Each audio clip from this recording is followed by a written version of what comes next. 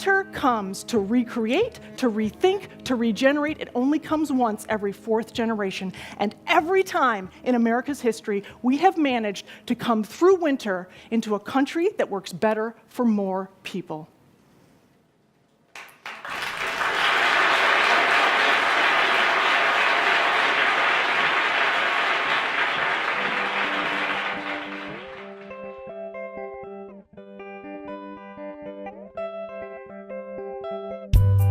I feel like I'm in service to amazing people, people who are willing to publicly take risks, people who are willing to change strategy in their business. There's a lot of inertia against that, a ton of inertia against that. So many things have changed, whether it's higher education or cities or companies whose markets are changing, right? They're trying to figure out what will the future be, and then how do we position ourselves effectively? So strategic planning doesn't work when your market has changed.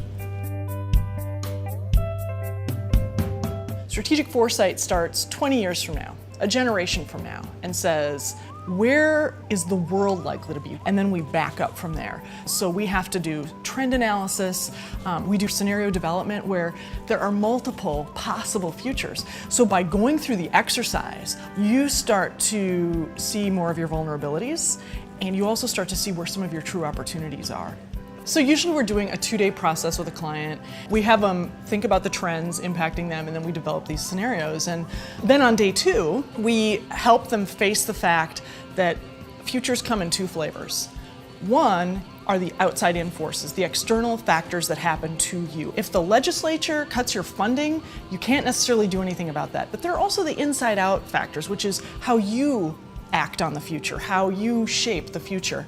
So day 2, we really focus on those inside-out factors. And so by the end of day 2, they're like, hey, we got this, you know? So yeah, it's very different than planning, and it requires a lot of trust, but the process works.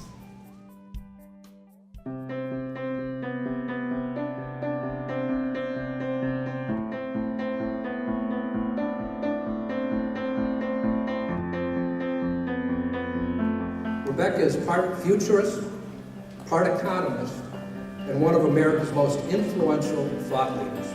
Please join me in welcoming Rebecca Wright.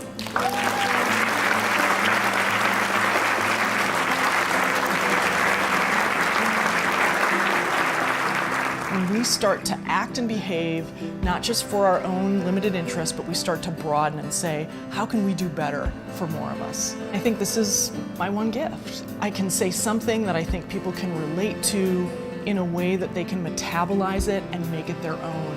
It can shift your DNA in a way. Like, how many times do you get to roll the dice and say, this could make a difference for somebody 20 or 40 years from now? It's very gratifying work. I feel it's a privilege. It's a privilege.